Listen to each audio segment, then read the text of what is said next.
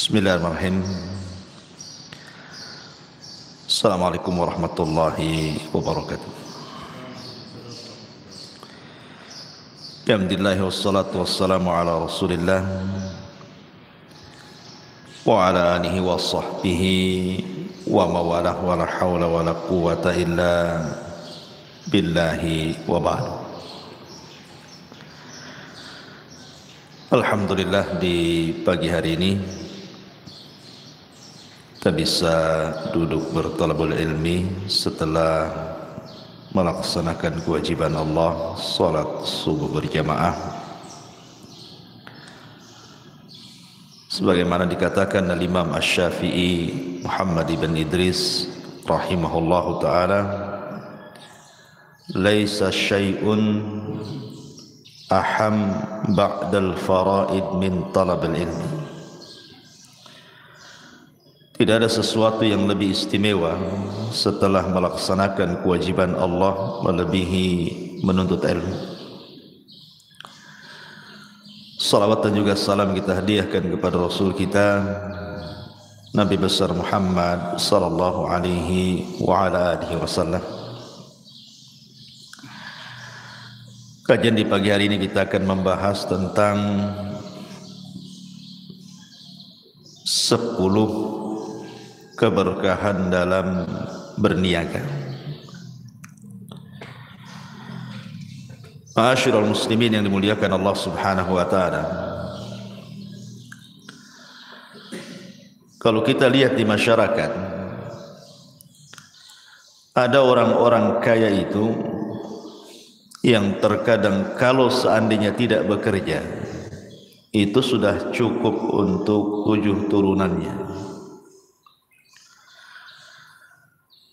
Tetapi kenyataannya ada orang kaya yang kaya raya itu masih bekerja, bahkan semangat bekerjanya jauh lebih hebat dibandingkan orang fakir. Padahal kalau tidak bekerja saja dia sudah cukup sebenarnya. Tapi justru waktu-waktunya hanya untuk bekerja saja. Dari sini menunjukkan terkadang ada orang kaya lebih miskin dibandingkan orang miskin. Orang miskin saja tidak seperti itu mencari dunianya. Ada waktu-waktu istirahat, ada waktu senang-senang, tapi ada orang kaya itu tidak ada istirahat. Dari sini Nabi SAW mengatakan, man kanatid dunya hammu farraqallahu alaihi amrahu wa ja'ala faqrahu baina ainaihi. Maka barang siapa yang tujuan dunia adalah kepentingan hidupnya, maka Allah Subhanahu wa taala akan cerai-beraikan urusannya dan Allah jadikan kefakirannya di antara kedua matanya. Persis seperti sabda Nabi, ada orang kaya tapi tidak kaya, justru lebih miskin dibandingkan orang miskin. Kenapa? Karena tidak ada waktu untuk istirahat. Kenapa demikian? Boleh jadi karena tidak ada berkah dalam hidupnya.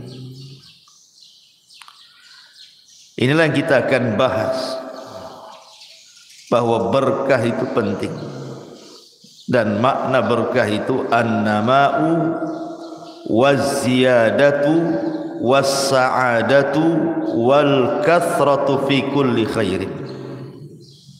Jadi berkah itu sesuatu yang tumbuh, bertambah, kebahagiaan dan banyaknya kebaikan. Itu disebut berkah artinya. Kenapa kita memerlukan keberkahan dalam hidup? Sebab kalau berkah itu ada pada badan kita, maka badan kita akan sehat. Kalau berkah ada pada pikiran kita, maka pikiran kita akan tenang. Kalau berkah ada pada anak-anak, maka anak-anak akan soleh dan soleh. Kalau berkah ada pada usaha, maka usaha itu akan ada kebaikan di dalam. Maka kita fokus kajian di pagi hari ini khusus soal berkah dalam masalah at-tijarah, dalam masalah perniagaan.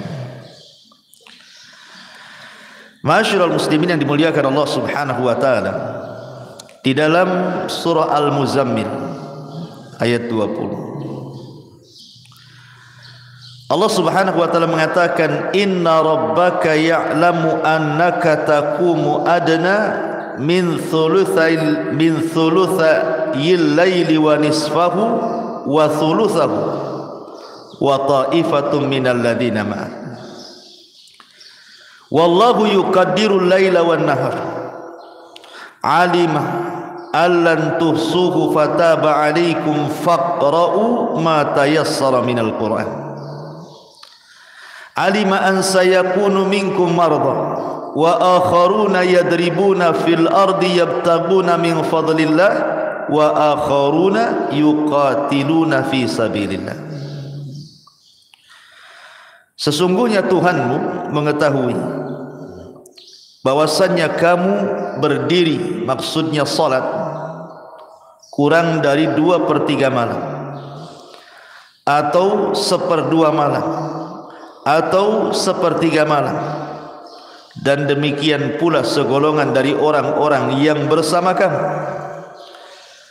dan Allah menetapkan ukuran malam dan siang, dan Allah mengetahui bahwa kamu sekali-kali tidak dapat menentukan batasan-batasan waktu itu, maka Dia memberi keringanan kepadamu. Karena itu bacalah apa yang mudah bagimu dari Al-Quran. Dia mengetahui bahwa akan ada di antara kamu orang-orang yang sakit, orang-orang yang berjalan di muka bumi mencari sebagian karunia Allah, dan orang-orang lainnya berperang di jalan Allah Subhanahu wa taala. Ayat ini menjelaskan tentang sebaik-baik pekerjaan. Sebaik-baik pekerjaan itu at-tijarah, berdagang. Ayat ini cerita bahwa ketika Allah Subhanahu wa taala menentukan batas-batas waktu salat malam, Rasul itu kalau salat malam kan separuh malam tidur, separuh malam salat, atau 2/3 malam tidur, 1/3 malam dia salat. Begitulah di dalam surah Muzammil kan Rasul kalau salat malam itu. Tetapi kan kita tidak tahu batas-batas waktu. Terkadang kita tidur kemudian subuh bangun, terlewatkanlah 1/3 malam atau separuh malam itu, dan Allah tahu. Kenapa Allah Subhanahu wa taala ringankan itu sampai Allah mengatakan faqra'u ma tayassara minal Qur'an, bacalah yang mudah dari Al-Quran. Artinya walaupun hanya 2 rakaat, 4 rakaat, tidak banyak rakaat, tidak masalah, karena Allah tahu di antara kalian ada yang sakit, dan di antara kalian ada yang mencari dunia, maksudnya berdagang, dan di antara kalian ada yang berjihad di jalan Allah Subhanahu wa taala, sehingga tidak ditekankan dalam salat malam.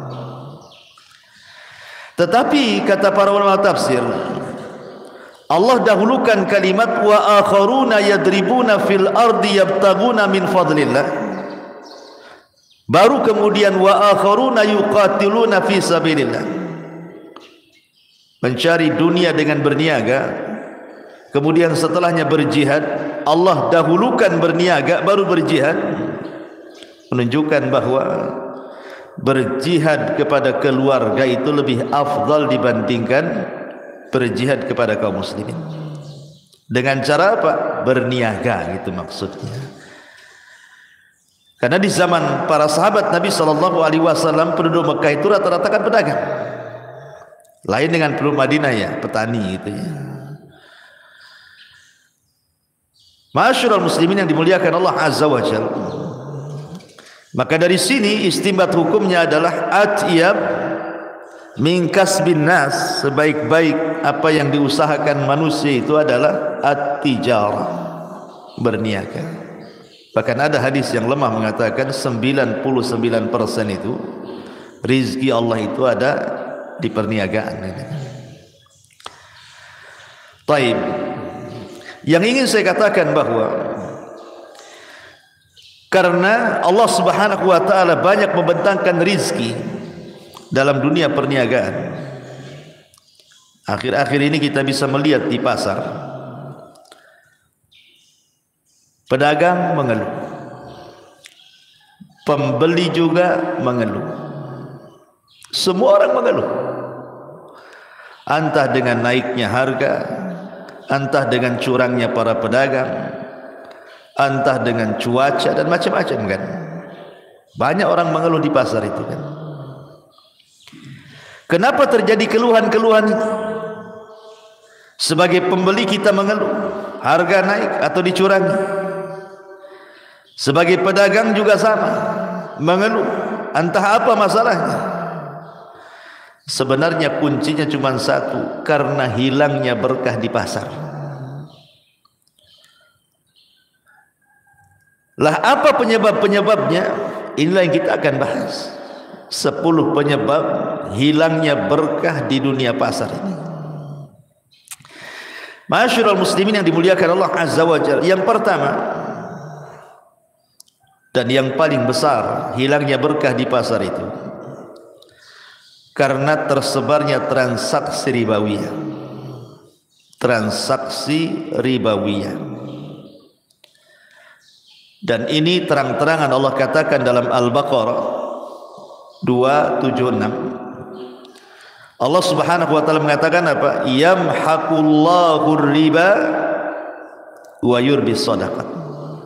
Allah menghilangkan berkah dari riba dan Allah menanamkan berkah dari sedekah. Kalimat ulama tafsir mengatakan yamhaq itu maksudnya apa? Menghilangkan di sini maksudnya berkahnya dihilangkan Allah. Disebabkan apa? Transaksi riba. Ketika di sebuah pasar itu sudah menyebar ribawiyah, transaksi-transaksi ribawiyah, maka ketika itu berkah hilang di pasar. Makanya kenapa Nabi sallallahu alaihi wasallam sampai mengatakan dalam sebuah hadis, kenapa riba ini dihilangkan berkahnya? Karena para pelaku riba itu didekatkan laknat, dan laknat itu dijauhkan dari rahmat. La'anallahu akilar riba wa mukilahu wa katibaihi wa syahidaihi kulluhum sawa, kata Rasul. Allah melaknat para pemakan riba, yang ngasih makan riba, notarisnya, pencatatnya, saksinya, semua sama. Ini yang menyebabkan kenapa transaksi riba itu menjadikan berkah hilang gitu ya. Karena laknat itu didekatkan, rahmat pula dicabut. Disitulah berkah hilang. Ini yang pertama. Yang kedua, al-kadhibu wal ghish wal khidah. Ketika dunia dusta, penipuan dan yang semacamnya dalam dunia berniaga itu, dunia pasar, itu sudah berlaku, menyebar di antara para pedagang. Maka di sini terjadi hilangnya berkah. Dan itu berdasarkan hadis yang dikeluarkan Imam Bukhari Muslim.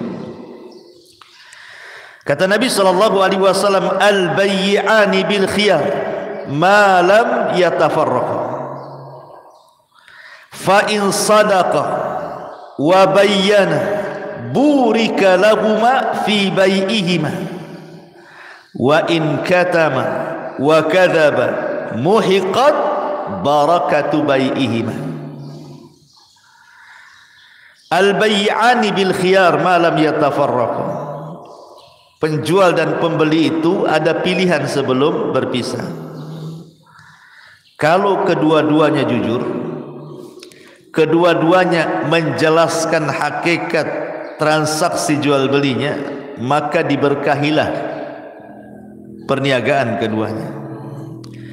Tapi jika ditutupi, atau berdusta di antara keduanya, maka dicabut berkah dari jual belinya. Dan sekarang umumnya kita lihat di pasar-pasar itu. Kalau zaman dulu ya, kita sering melihat ada orang yang ganjal timbangan, ngurangi meteran, ngurangi takaran, ataupun mungkin menyembunyikan cacat dalam jual beli.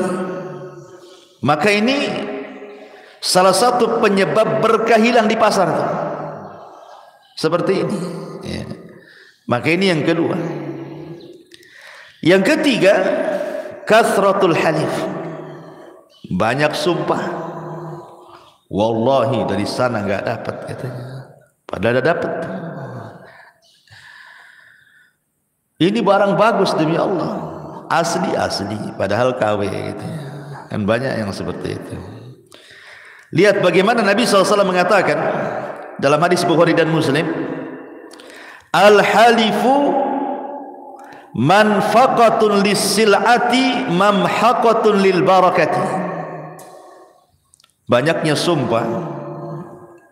sumpah itu, kata Rasul, mamhaqatun lil barakati, dicabutnya berkah.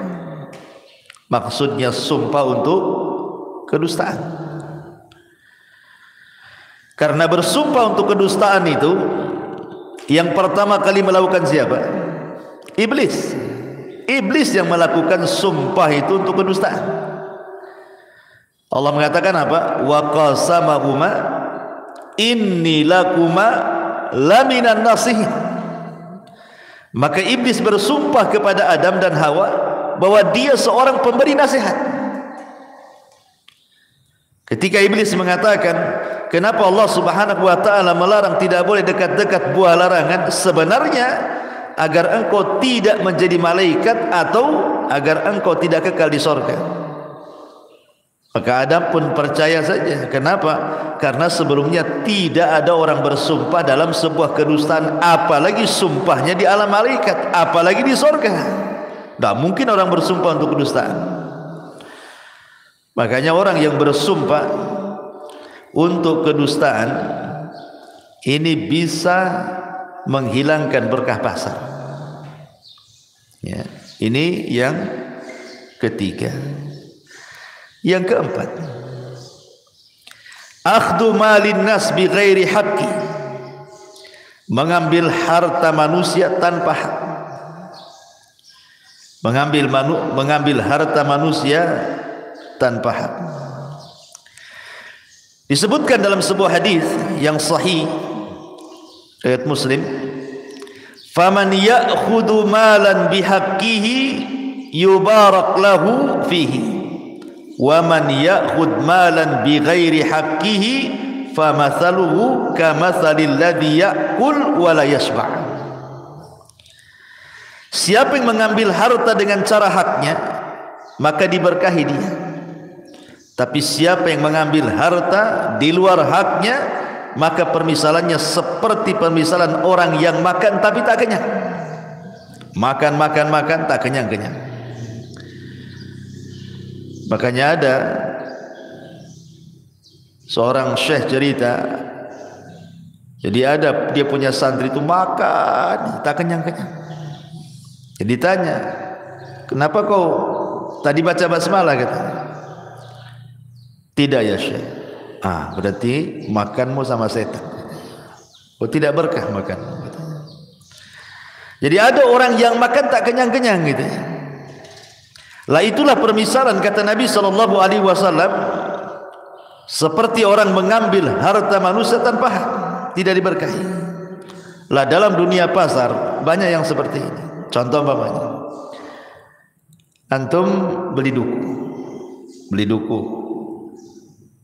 Biasanya kan main comot aja kan, ambil, cicipi, asam dibuang, tak jadi beli. Gitu. Kasihan lah tukang duku nih. Ya. Atau kadang-kadang sudah ditimbang, kemudian kita main masukkan aja ke timbang, mengambil hak. Ya. Itu masuk pada kalimat wailulil mutaffifin, alladzina idza iktalu 'alan nasi yastawfun wa idza kaluhum aw wazanuhum yukhsirun. Kalau jadi pembeli dikurang-kurang, kalau jadi pembeli ditambah-tambah, kalau jadi penjual dikurang-kurang. Itulah mutaffif artinya. Atau dengan cara apapun gitu ya, karena banyak dunia pasar ma'ruf gitu. Kemudian yang nomor 5, al-ghabnu fit ta'amulatit tijariyati, curang dalam bermuamalah, dalam berdagang. Katatfi fil kaili wal mizan, seperti mengurang-urang takaran dan juga mengurang-urang timbangan. Dan ini berdasarkan tadi ayat yang saya baca, wailulil mutaffifin. Kenapa tidak berkah? Makanya sering saya contohkan sama antum kan. Sebenarnya tatfif itu tidak mengenyangkan. Tatfif itu tidak mengenyangkan, ikhwan. Antum jual salak. Anggaplah ada orang beli salak 1 kilo. Kemudian antum sebagai penjual antum kurangi 1 butir atau 2 butir salak. Artinya tidak full 1 kilo ya, kurang 1 kilo. Entah 9 on gitu. Antum ambil 1 on. Dalam pikiran antum itu boleh jadi mungkin yang 1 on yang antum kurangi itu ada sebuah keuntungan kan, menambah keuntungan. Pikirnya ini kalau 2 salak kan gitu ya. Setiap orang beli 1 kilo, antum kasih 9 on. Dikumpul-kumpul antum pikir banyak untungnya itu. Itu kan dalam pikiran orang yang curang dagang kan seperti itu. Tetapi hakikatnya dia sedang mencabut keberkahan dalam jual belinya. Kenapa? Yang namanya pembeli itu antum tidak tahu apakah dia anak yatim, apakah dia orang miskin, apakah dia orang susah, atau mungkin dia orang kaya tapi membelikan untuk orang miskin, untuk sedekah, kan tidak tahu. Maknanya ketika antum kurangi 2 salak umpamanya, atau 2 duku atau apalah buah-buahannya, kemudian antum ambil, berarti antum mengambil haknya fakir miskin, mengambil haknya anak yatim, mengambil haknya orang-orang yang tidak berhak diambil kan. Disitulah letak tidak berkahnya itu.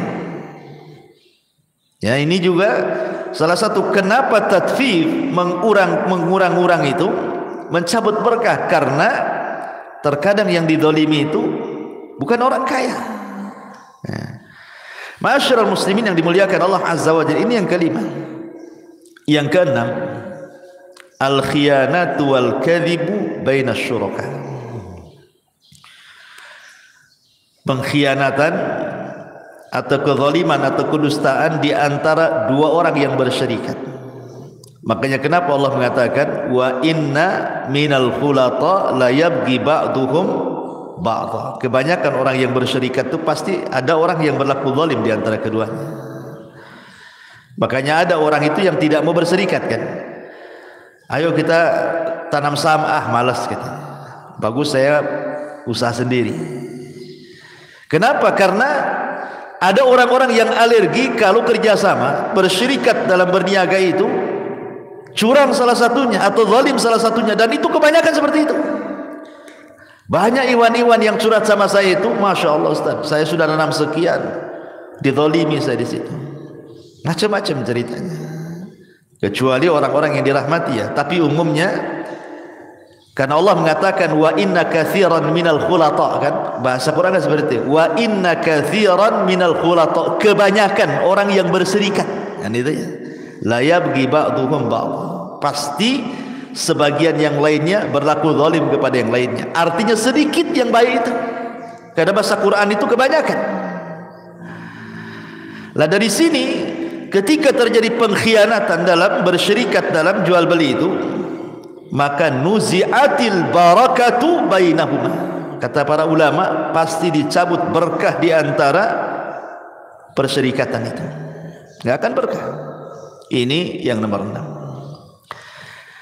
Yang nomor 7, at-tama'u wal hirsu fi talabid dunya. Terlampau tama. Tama itu artinya rakus ya, semangat ya, berlebihan sehingga tidak tahu waktu. Islam tidak melarang jual beli kan, para sahabat jual beli. Tapi kalau sampai tidak tahu waktunya sholat tidak sholat gitu ya, waktunya dia beribadah tidak beribadah, hilang berkahnya.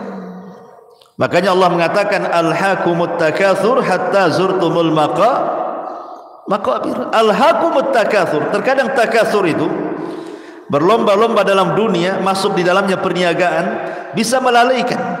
Lah ketika melalaikan inilah hilang berkahnya. Boleh berniaga tapi ada waktu-waktunya. Waktu zuhur salat.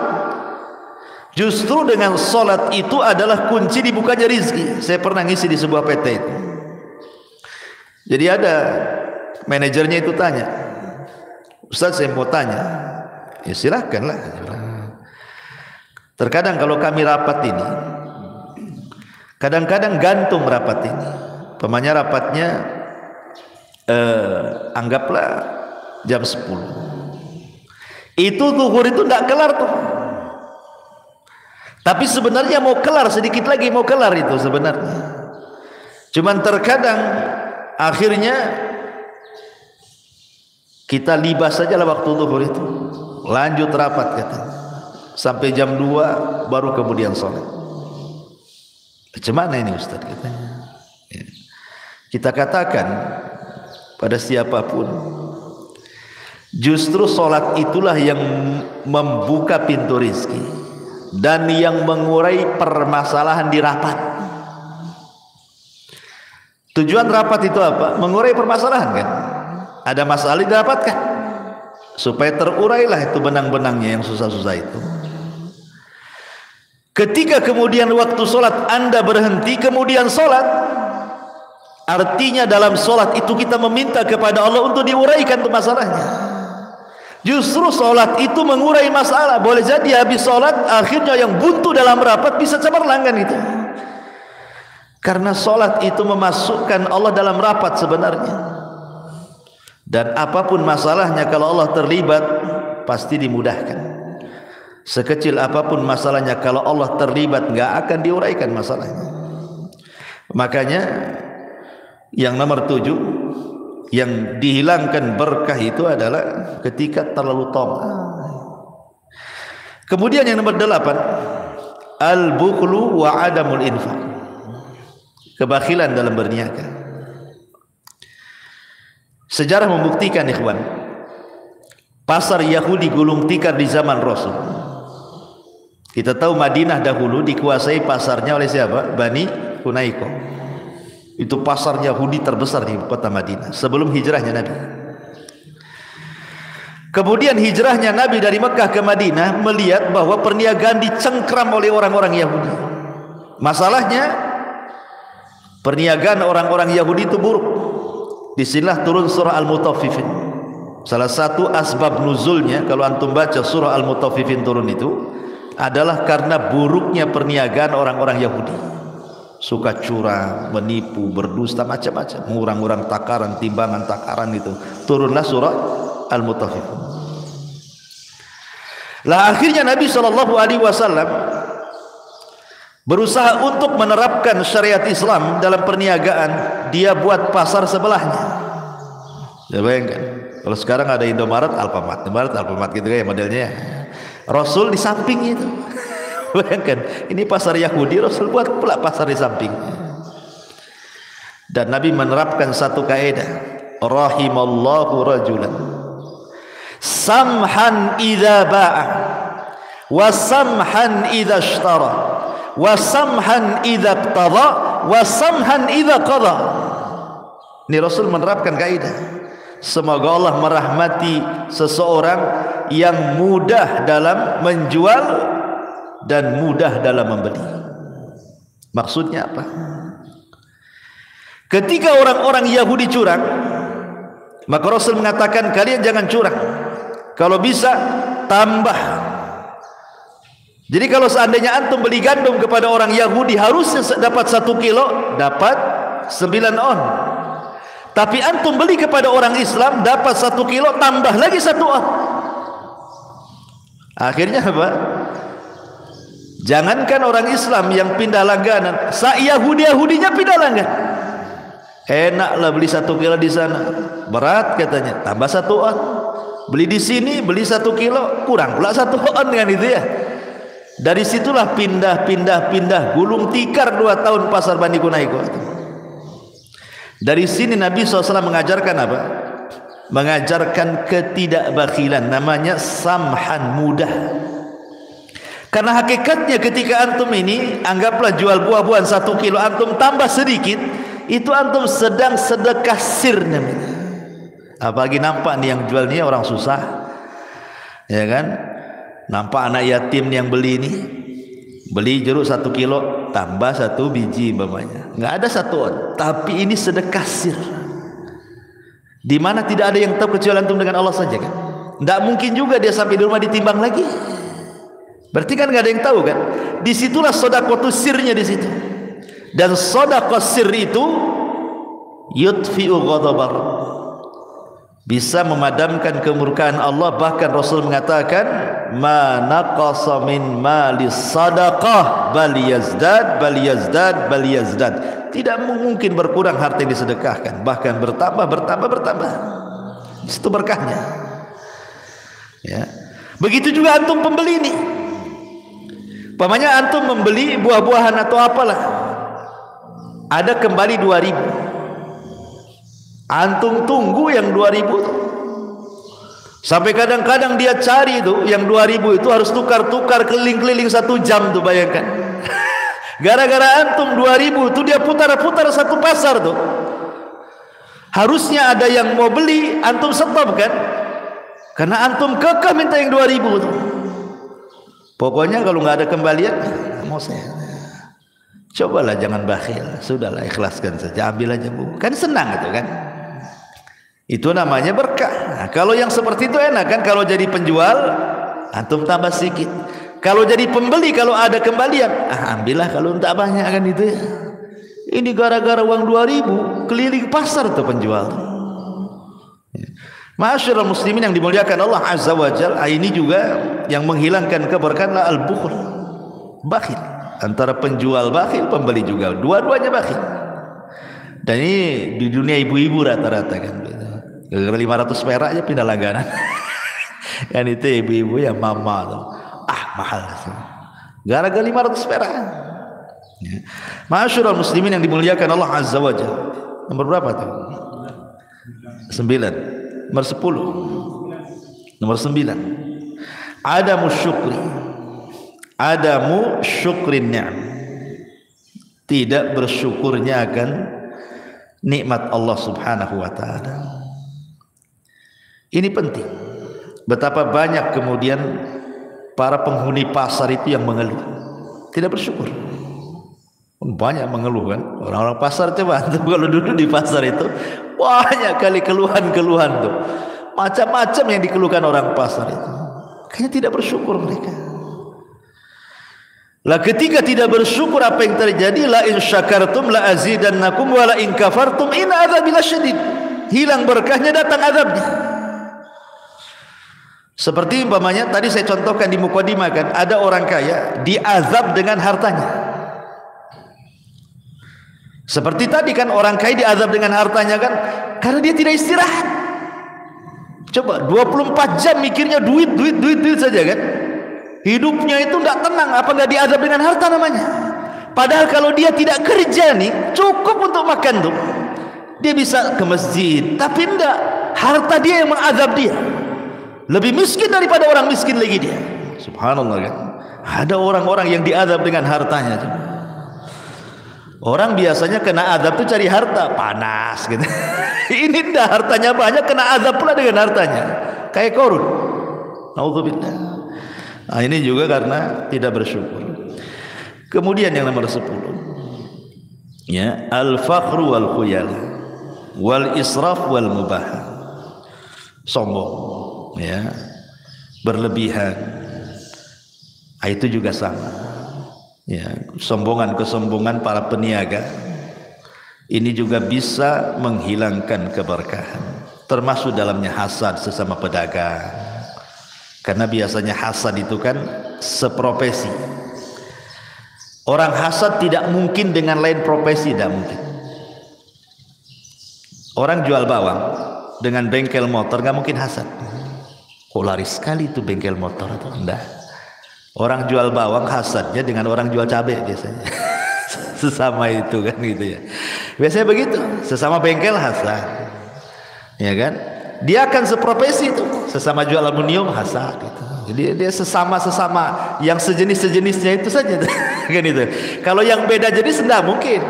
Enggak mungkin orang jual aluminium hasad sama orang jual tanah kan? Enggak mungkin. Enggak akan ketemu. Hasad itu biasanya yang seprofesi.